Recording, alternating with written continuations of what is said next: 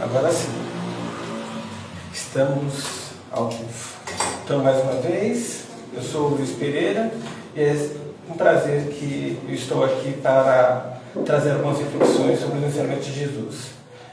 O tema de hoje está no capítulo 10 do livro Evangelho segundo o Espiritismo, e a ideia é que ele nos traga reflexões sobre o ato de julgar. Na medida que nós julgarmos, seremos julgados, seremos medidos. A preleção tem mais ou menos meia hora e eu quero, nesse intervalo, fazer com que vocês entendam a importância da gente ser indulgente com as outras pessoas, não julgando, não fazendo maledicências ou críticas que possam ser destrutivas. Antes de eu começar as reflexões, que eu sempre começo com a leitura do Evangelho, porque acredito que essa seja a nossa sempre referência maior, vamos fazer uma breve elevação. Então, fechando os nossos olhos para facilitar a administração, a nossa concentração, vamos pensando somente em coisas boas, em pessoas que amamos, em momentos felizes. Vamos procurando fazer isso de maneira intensa, como se a pessoa amada estivesse agora aqui ao nosso lado, como se um momento de alegria, de felicidade fosse nesse instante. E assim, com esses pensamentos de amor, de paz, de alegria e felicidade, vamos nos unindo cada vez mais em espírito, porque estamos vibrando, pensando e sentindo as mesmas coisas. E assim unidos vamos agradecendo aos nossos mentores, aos nossos espíritos amigos, que nos ajudam na caminhada que fazemos neste plano. Vamos também agradecendo aos espíritos que, mesmo estando desencarnados, se unem em grupos, em fraternidades, para ajudar a outros espíritos que precisem de algum tipo de ajuda. Em homenagem a esses espíritos, nós oramos. Nosso Divino Mestre e Salvador, fortalecei-nos e amparai-nos para que possamos lutar contra as forças do mal que tentam dominar o mundo. Veneráveis mensageiros celestes, auxiliares de Jesus, fortalecei-nos e amparai-nos para que possamos lutar contra as forças do mal que tentam dominar o mundo. Pai nosso, Criador nosso, fonte eterna de amor e de luz, fortalecei-nos e amparai-nos para que possamos lutar contra as forças do mal que tentam dominar o mundo. E agora, unidos que estamos em espírito, vamos juntos, sintonizando com Maria, Mãe de Jesus, e com o próprio Jesus. Basta para isso pensarmos neles, elevando o nosso pensamento e sentimento. Assim, a Maria vamos agradecendo pelas bênçãos que de maneira contínua envia para toda a humanidade. Bênçãos de amor, bênçãos de paz.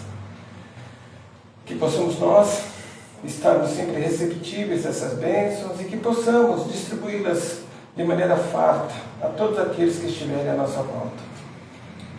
A Jesus, vamos agradecendo pelos seus ensinamentos, pelos exemplos que nos deixou quando aqui esteve encarnado. Que possamos nós viver como verdadeiros discípulos, como verdadeiros cristãos,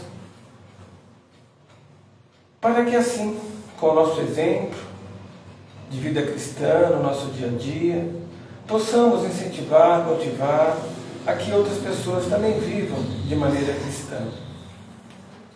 E agora, vamos nos sintonizando com o nosso Pai maior, Ele que criou esse universo e tudo que nos cerca, Ele que está manifesto em todo tempo e lugar, incluindo a nós mesmos. Vamos agradecendo por tudo que temos, por tudo que somos. Vamos agradecendo pela consciência que temos, que precisamos sempre nos trabalhar em espírito para mais sermos. E como forma de materializarmos este nosso agradecimento, vamos oferecendo a Ele a prece que o Mestre Jesus nos ensinou.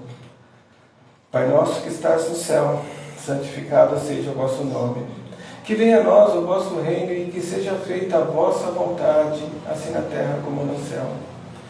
Que o pão nosso de cada dia nos dai hoje e que perdoai sempre as nossas ofensas, assim como nós devemos perdoar todos aqueles que nos têm ofendido.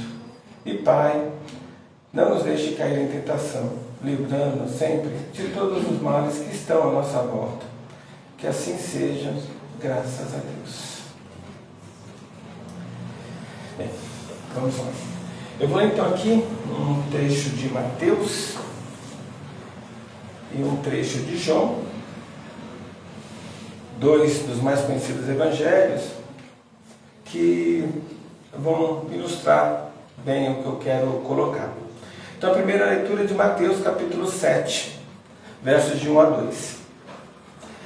Não julgueis, a fim de que não serdes também julgados. Porquanto sereis julgados conforme houverdes julgados aos outros. Empregar-se-á convosco a mesma medida, de que vós tenhais servido para medir os outros. Agora um trecho de João, capítulo 8. E como insistissem perguntando-lhe, endireitou-se e disse-lhes: aquele que de entre vós está sem pecado, seja o primeiro que atire uma pedra contra ela. Essa dito é referente a uma prostituta que estava para ser apedrejada e Jesus intercedeu, colocando aos presentes que se algum deles não tivesse pecado, que iniciasse então o apedrejamento. E por último, mais um trecho de Mateus, capítulo 7, versos de 3 a 5. Como é que vedes um argueiro no olho do vosso irmão, quando não vedes uma trava no vosso olho? Ou, como é que dizeis ao vosso irmão, deixai-me tirar o argueiro ao teu olho, vós que tendes no vosso uma trave? Hipócritas! Tirai primeiro a trave aos vossos olhos, e depois, então, vede o que podereis tirar o argueiro do vosso próprio olho. O olho do vosso irmão, desculpe. Ou seja, Jesus está nos dizendo aí nessa última leitura que antes da gente criticar o que o outro fez, que nós olhemos a nós mesmos, se nós não temos que nos corrigirmos primeiro, nos melhorarmos para ter alguma moral que sabe de criticar o outro. Bem, enfim, essas três leituras que eu fiz falam sobre julgamento. E nós temos que ter em mente que nós somos seres relativos, nós temos uma visão limitada do universo que cerca, a gente falta informação, nós não conhecemos tudo que nos cerca. O universo que cada um de nós percebe é do tamanho da nossa consciência, e a consciência de cada um de nós é diferente. Não é que é melhor ou pior que a consciência que o outro tem, é diferente. Então nós percebemos o universo que nos cerca de maneiras diferentes, nós sentimos de maneira diferente, nós temos conhecimentos diferentes. Então, nós julgarmos o outro é uma coisa complicada, que o risco de nós cometermos uma injustiça é muito grande. Bem, nós temos na nossa doutrina que não devemos julgar ninguém. Então vamos melhorar mais um pouquinho esse conceito. Na verdade, julgar é escolher, E nós escolhemos o tempo todo entre coisas diferentes. Então, na verdade, eu acho que fica melhor, de vez nós dizermos que nós que nós não devemos julgar ninguém, e nós não devemos condenar ninguém. Nós não devemos dar nenhum veredito sobre algo de forma definitiva, porque, como eu falei, nós somos seres relativos. Sempre que nós formos falar de alguém, Nós devemos sempre deixar claro que é a nossa visão, é o nosso pensamento, é o nosso sentimento. E, na medida do possível, evitar fazer isso. Tendo a consciência que nós somos seres limitados.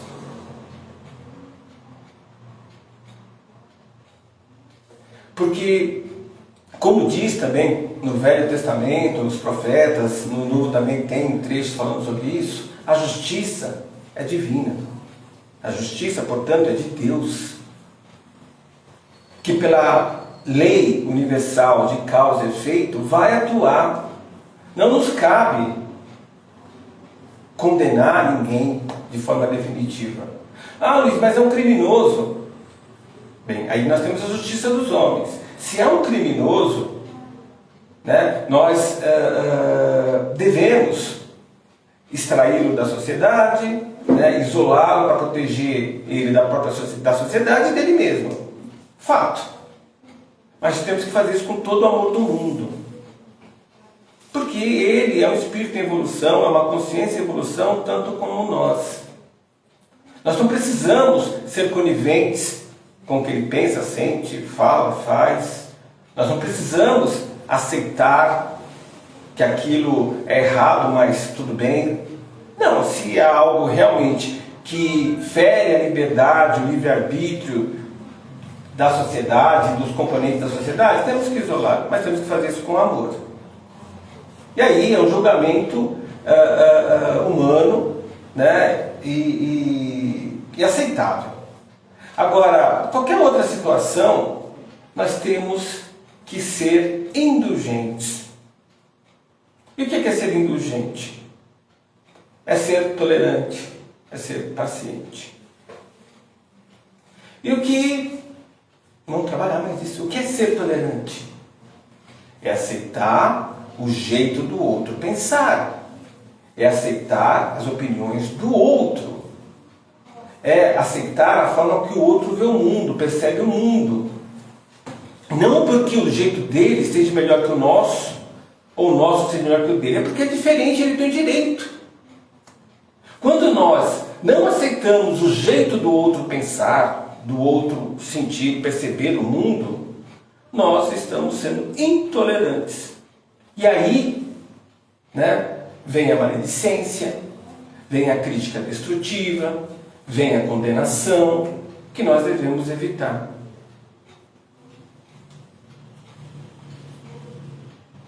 Julgar entre certo e errado, a gente vai fazer, poxa, aquela pessoa, né, é assim, assado, mas é a nossa visão. A gente não pode fazer um juízo de valor definitivo, porque, como eu falei no início, nós não temos todas as informações. Isso, regra geral. Pegando um exemplo aqui, vou julgar lá o governo federal, o presidente. Eu posso não gostar dele, eu posso achar que ele está fazendo coisa errada, posso achar que eu faria de outro jeito, opinião minha. É complicado, eu sei. Mas quando eu não percebo que o outro tem direito de pensar diferente, o meu colega tem direito de elogiar, é a opinião dele, é o jeito dele. Isso vale para o outro lado também. Peguei aqui 2 exemplos que estão bem críticos hoje, de política. Vale nos 2 sentidos. Então, nós temos que ser tolerantes. Nós temos que ser pacientes. E o que é paciente? Aceitar o tempo do outro. Do outro perceber, do outro fazer as coisas. Mesmo que faça mais rápido, faça mais lento, é o tempo dele. Quem diz que o nosso tempo é o certo? Ser paciente é aceitar o tempo do outro. Quando nós não aceitamos o tempo que o outro tem para perceber e fazer as coisas, nós estamos sendo impacientes. E o que é pior, né? Nós tendemos a ser impacientes e intolerantes. A querer, de maneira geral, isso até com os nossos amores, até em família, que as coisas sejam no nosso tempo e do nosso jeito. Nós temos essa tendência. Então a gente tem que abrir a mente para perceber que o outro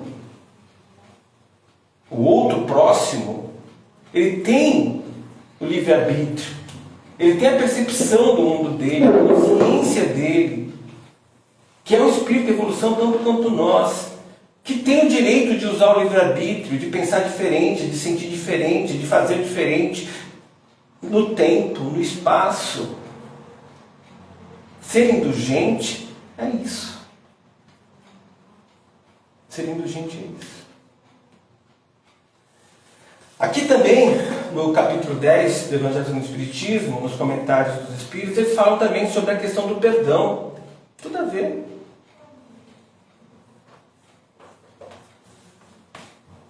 Na medida que nós julgarmos, que nós medirmos o outro, tem a ver com a quarta bem-aventurança. Bem-aventurados aqueles que têm fome e sede de justiça, porque essa fome e sede será saciada. Só que para a gente fazer bons julgamentos, boas escolhas, nós temos que ter paz de espírito. Nós temos que estar em equilíbrio.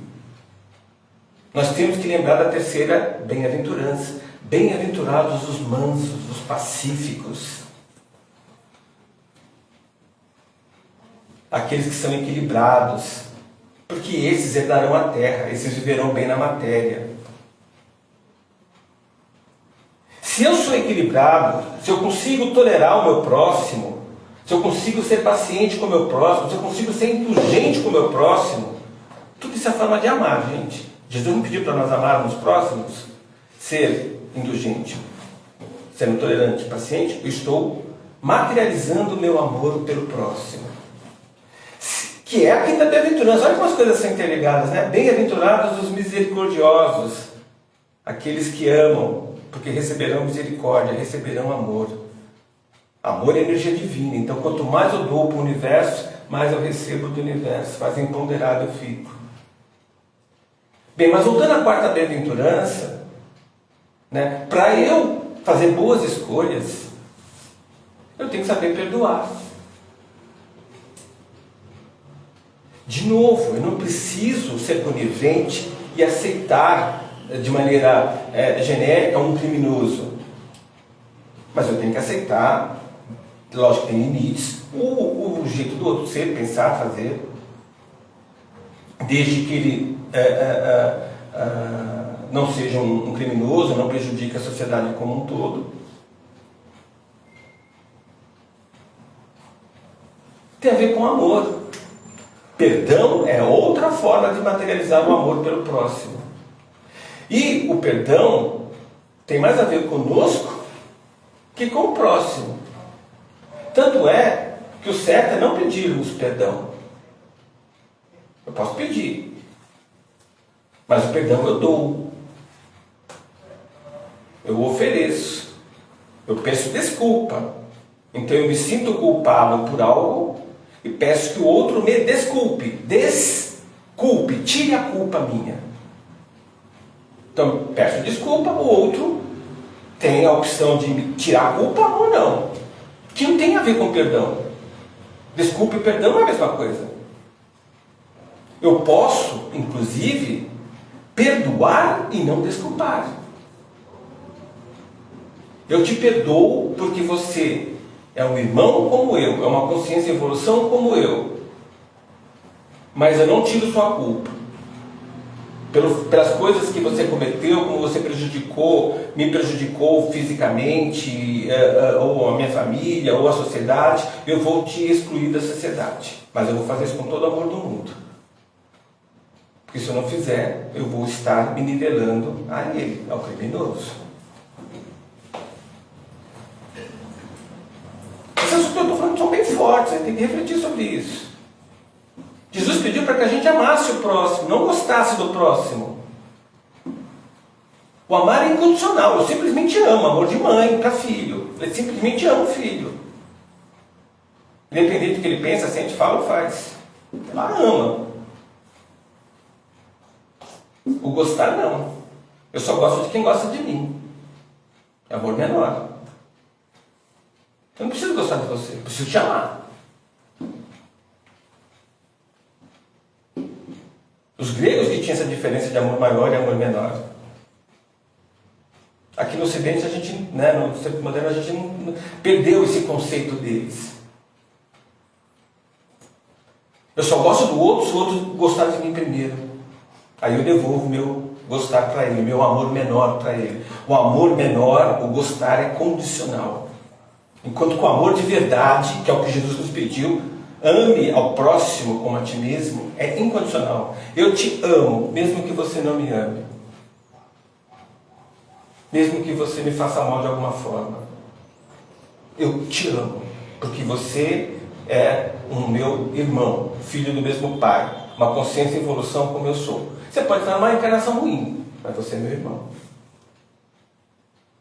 Quem me garante que numa outra encarnação eu não fui até pior que você nessa encarnação? Bem, além do perdão, né, aqui também fala de nós sermos benevolentes, de nós praticarmos o bem, de nós sermos bons. E para ser bom, não implica necessariamente fazer o bem de maneira ocasional, como nós fazemos. Ou seja, quando a gente faz o bem, não significa que nós somos bons. Eu não faço o bem para parecer ser bom, como a gente costuma fazer. Eu tenho que fazer o bem porque eu sou bom. É diferente. Quando eu sou bom, procuro ser benevolente, eu sou bom em pensamento, em sentimento, em quatro paredes. Eu faço bem o tempo todo, e não de maneira ocasional. Fazer o bem de maneira ocasional é ser beneficente. Nós temos que ser benevolentes. Fazer o bem o tempo todo, ser bom de verdade. E uma forma da gente decorar isso está na questão 886 do Livro dos Espíritos. Quando Kardec pergunta para os espíritos amigos que estavam ajudando ele a fazer a codificação, como que é a forma que Jesus via a prática do amor, a materialização do amor, que é a caridade. Jesus colocou, né? os espíritos colocaram: ser benevolente, indulgente, praticando perdão. Para facilitar um acrônimo BIP, B de benevolência, ser bom, I de indulgente, ser tolerante, ser paciente, P de perdão, BIP. E quando nós temos essa consciência que precisamos praticar o BIP de maneira contínua, se nós conseguirmos fazer isso o tempo todo, ou na maior parte do tempo, nós estamos, como os evangélicos costumam dizer, cheios de Espírito Santo. O que é estar cheio de Espírito Santo? É manifestar o divino que está em nós, cada um de nós tem essa centelha divina. Então, quando eu pratico o BIP de maneira contínua, a gente diz que aquela pessoa é iluminada, santificada. O que é isso? Um ser iluminado. O divino que está nele brilha o tempo todo. Então ele está iluminado. E ele faz isso, ele tem que fazer isso, essa iluminação, não é para glória. Não, é para a glória do divino, não é para a glória dele. Ele é só um instrumento. Então, quando a gente consegue praticar o BIP de maneira contínua, nós somos iluminados. Porque nós manifestamos o divino o tempo todo. Nós somos instrumentos do divino o tempo todo. É em casa, é no trabalho, é na casa espírita, é na rua, é no metrô, é na escola. Ser iluminado, ou estar iluminado, ou iluminado, é manifestar o divino que está em nós. O BIP, benevolência, indulgência e prática do perdão, são formas da gente materializar o amor, da gente divulgar, manifestar o divino que está em nós. É isso. Que possamos nós ter essa consciência da importância de praticarmos o BIP. Vamos então fechar os nossos olhos mais uma vez. para podermos agradecermos a este momento. E assim, unidos que estamos em espírito, porque estamos pensando, vibrando, sentindo as mesmas coisas, as mesmas energias, vamos agradecendo a mais este momento de crescimento em espírito, em consciência, que possamos nós termos em nossa mente a lembrança da importância de praticarmos o BIP, sendo benevolentes, indulgentes e praticando o perdão. Que isso significa manifestarmos o divino, que isso nos empodera, que isso nos tornará pessoas mais equilibradas, inabaláveis, mansos de coração e mente, que isso nos tornará mais justos, saciando assim a nossa fome de justiça. Que possamos viver dessa maneira, manifestando o divino como verdadeiros instrumentos do Criador. Vamos vibrando, enviando boas energias para todos os espíritos deste planeta que se encontram em alguma dificuldade, que de alguma forma as vibrações que estamos enviando na forma de pensamento e sentimento de amor, de alegria, de paz, de felicidade, possam alcançar a todos os espíritos, encarnados ou não, que se encontrem em alguma dificuldade, seja por problemas de guerra, de doença, por falta de recursos materiais, por estarem reclusos em leitos hospitalares ou em prisões, nas nossas ruas, sem ter um teto, sem algo para comer. Vamos vibrando também por nossos lares, por nossos amores, e vamos pedindo a toda a boa espiritualidade, ao Pai, que possamos também ser abençoados, com muita paz e com muito amor. Que assim seja, graças a Deus. Então, uma boa semana para vocês.